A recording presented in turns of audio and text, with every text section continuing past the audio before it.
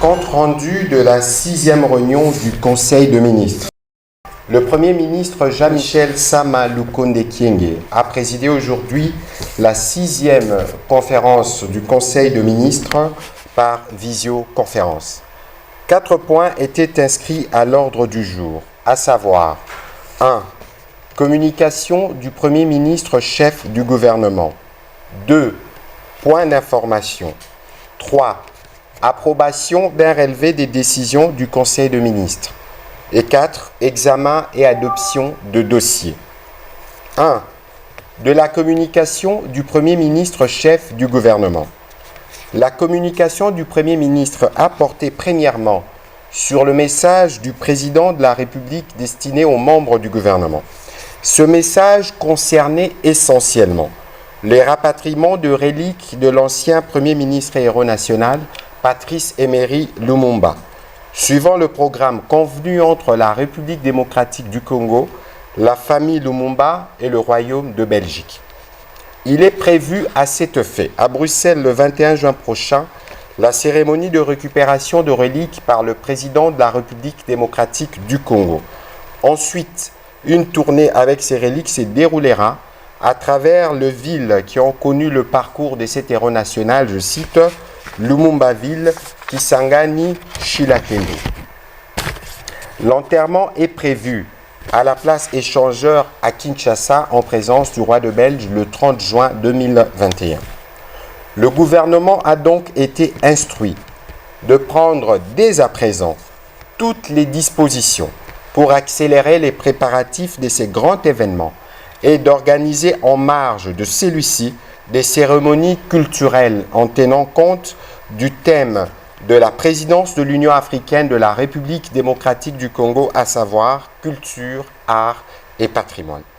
Le Premier ministre est revenu dans sa communication sur le dieu massacre d'une 60aine de compatriotes qui a eu lieu dans la nuit du 30 au 31 mai dernier dans les villages Boga et Tchabi, chefferie Banyali Kilo, en territoire d'Irumu dans la province de l'Ituri. Il a déploré cet acte ignoble commis par des miliciens ADF-MTM en débandade après avoir été délogés des localités qu'ils occupaient par nos forces armées de la République démocratique du Congo. Ces actes criminels sont la preuve que l'action de nos forces armées contre le groupe armé monte en puissance dans les provinces placées sous état de siège. Le gouvernement tient à rassurer le peuple congolais en général et les familles des victimes en particulier que les forces loyalistes sont à la poursuite des auteurs de ces actes cruels pour les neutraliser et les amener devant la justice.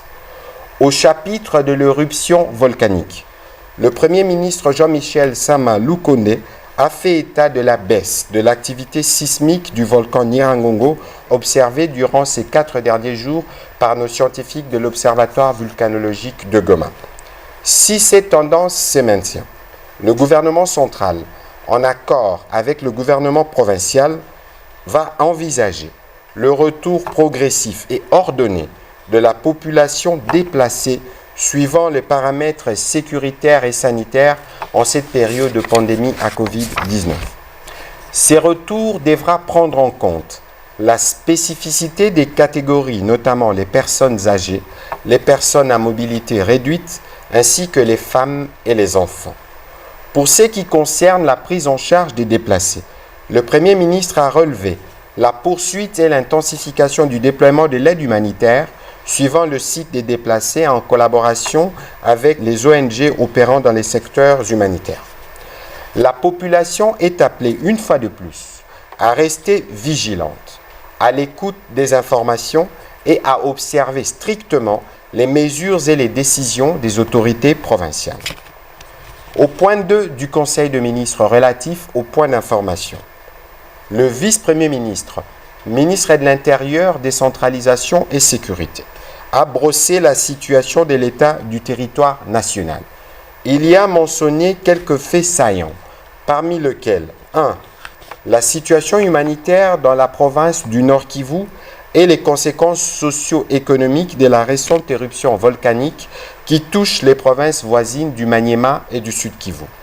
Il est observé la hausse des prix des denrées alimentaires suite à la fermeture de l'aéroport de Goma.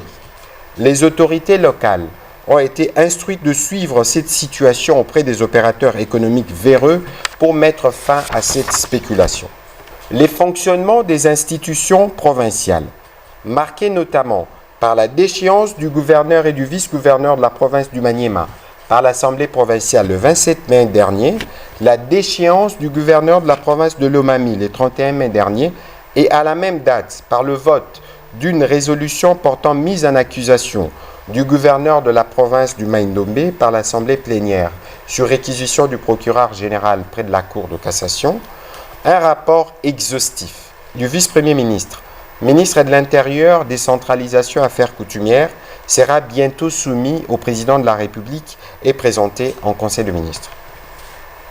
Au chapitre sécuritaire, prenant la parole à son tour, la vice-ministre de la Défense nationale et ancien combattant est revenue principalement sur l'évaluation et de la mise en œuvre de l'état de siège dans les provinces du Nord Kivu et de l'Ituri.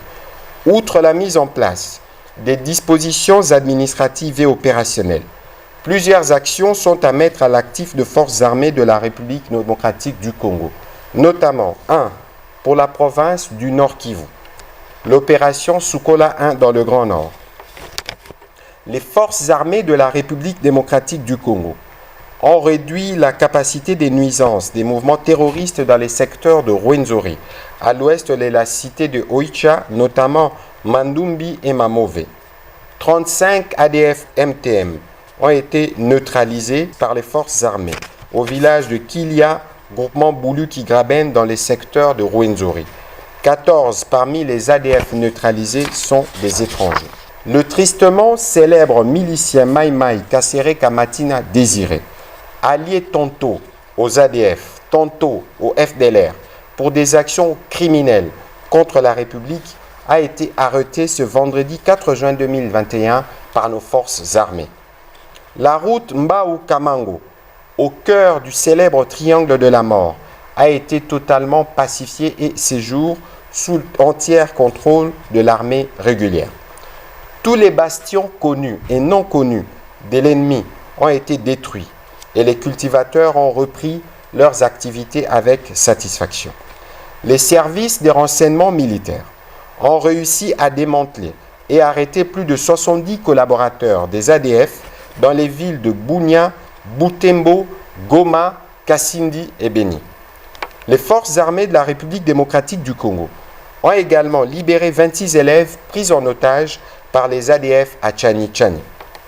Pour ce qui concerne l'opération Sukola 2, toujours dans la province du Nord Kivu, des opérations militaires ont été menées à Rutshuru et dans les Massissi contre les FDLR, l'Ignatura, APCLS, NDCR.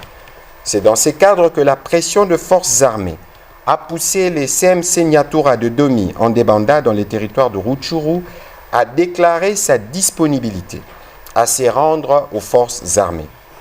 Sur l'axe Massissi-Centre, 6 localités ont été conquises, dont Singa, Embe et Kaanga. D'importantes quantités de munitions ont été récupérées. 8 combattants ont été capturés et 11 autres ont été neutralisés. Sur l'axe Kinyana, 5 localités ont été également conquises, dont Ngingwe, Kinyamatembe et Luana. Pour ce qui concerne la province de l'Ituri, décrétée depuis le 3 mai 2021 et entrée en vigueur les 6 du même mois, les résultats cumulés des opérations militaires menées de manière intensive par nos forces armées se présentent comme suit dans la province de l'Ituri. 5 territoires donc, Aruma, Gidjougou, Irumu et Mambasa. Intensification des opérations de neutralisation de groupes armés locaux et étrangers, notamment ADF, Codeco, FPIC, FRPI et autres forces négatives. Les bilans des opérations mentionnent 39 terroristes neutralisés, 5 autres capturés, d'importantes saisies d'armes et munitions. L'on signale aussi la reprise de l'activité économique, matérialisée par la réouverture de la nationale numéro 4, la réouverture des écoles, des marchés et d'autres commerces, la libre circulation de personnes et de leurs biens. On signale en outre la signature ces jours, soit vendredi 4 juin 2021, de l'acte d'engagement à Irumu par tous les chefs des chefferies et des groupements pour soutenir l'action de nos forces armées et se désolidariser des groupes armés, sensibiliser la jeunesse et la population à soutenir l'action de l'état de siège en cours et piloté par le lieutenant-général Luboya. 20 localités ont été conquises dans le centre des négociations de Libye, le pont Nizi, les localités Ala, Sanduku, Bale, Gudjo et Dera. 3 chefferies conquises et un grand bandit à main armée a été arrêté. Les villages Nyakunde, Marabo, Masianongo, Malumbata ont aussi été récupérés. Le point 3 du point 2 du Conseil de ministres concernant le point d'information a été consacré aux inondations observées dans la partie sud-est de notre pays. La vice-première ministre, ministre de l'Environnement et Développement durable, est revenue sur les inondations observées ces derniers jours sur les rivages du lac Tanganyika, touchant les villes de Kalemi et d'Uvira. Ces inondations sont dues, entre autres, à la force tectonique de l'éruption du Nyiragongo qui était à la base des vagues et à la forte montée des eaux. Les dégâts observés dans les villes sont principalement dus à l'occupation anarchique des berges des rivières ou des plans d'eau, contrairement aux prescrits de l'article 40 de la loi numéro 15/026 du 31 décembre 2015. Cette situation a provoqué les déplacements de population ainsi que la paralysie des activités économiques, notamment dans les ports de Kalundu et d'Emoba. Le Premier ministre, chef du gouvernement, a instruit le ministre de la Solidarité et des Affaires humanitaires de prendre toutes les dispositions pour apporter l'appui du gouvernement aux populations affectées. Réagissant à ces propos, le ministre d'État, ministre des Infrastructures et Travaux publics, a informé le Conseil de ministres qu'à partir du 15 juin de ces mois, le gouvernement va lancer la construction des digues qui permettront de protéger les villes exposées à l'avenir. Concluant son propos, la vice-première ministre, ministre de l'Environnement et Développement durable, a proposé de rendre opérationnel le centre hydro-informatique du Congo pour assurer la prévision météorologique et pallier à ce type de situation. 4. Toujours dans les chapitres de points d'information. L'évolution de la situation de la pandémie à Covid-19.